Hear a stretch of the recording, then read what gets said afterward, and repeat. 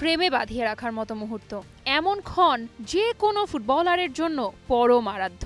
2014 বিশ্বকাপে এমনই এক অবিশ্বাস্য রাতের সাক্ষী হয়েছিল গোটা ফুটবল দুনিয়া।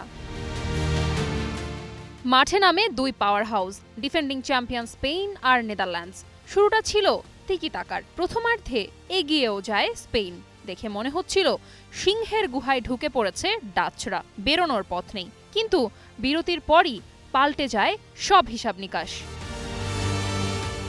স্পেনের তিকি-তাকার সাজানো দুর্গে ফাটল ধরতে শুরু করে। ডাচ আক্রমণে আসে ঝড়ের গতি, সুরের ছন্দ, আর সেই ঝড়ের নেতৃত্বে ছিলেন একজন, রবিন ফন পার্সি। 44 মিনিট, মাঝমাঠ থেকে ডি বক্সে ডেলি ব্লিন্ডের ক্রস।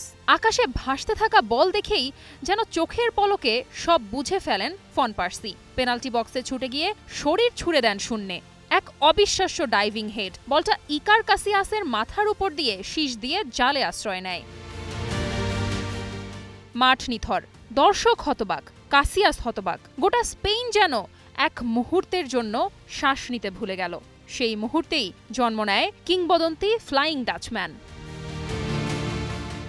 এরপর যা হলো তা কি শুধুই পরাজয়? স্পেনের রক্ষণ ভেঙে পড়ল, যেন বালির বাঁধে বন্যা এসেছে। একের পর এক গোল, শেষমেশ 5-1। বিশ্বকাপ ইতিহাসে কোনো ডিফেন্ডিং চ্যাম্পিয়নের সবচেয়ে ভয়াবহ পরাজয়। স্পেনের জন্য ছিল সোনালী যুগের করুণ পতনের শুরু। সেই বিশ্বকাপে গ্রুপ পর্ব থেকেই তল্পি তল্পা গুটিয়ে দেশে ফিরতে হয় স্প্যানিয়ার্ডদের। ম্যাচের পর ফন পার্সি বলেছিলেন, এটা আমার ক্যারিয়ারের সেরা গোল।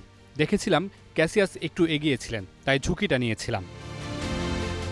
ওই বিশ্বকাপে সেমিফাইনালে পৌঁছে যায় নেদারল্যান্ডস। তবে আর্জেন্টিনার বিপক্ষে টাই ব্রেকারে ভাগ্য আর সঙ্গ দেয়নি। তৃতীয় স্থান নির্ধারণীতে ব্রাজিলকে 3-0 গোলে হারিয়ে কিছুটা সম্মান নিয়েই বিদায় নেয় ডাচরা।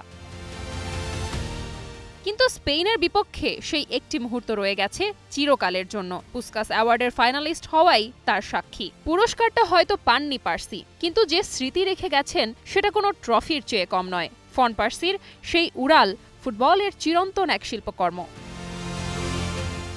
Diana Zarin, star news.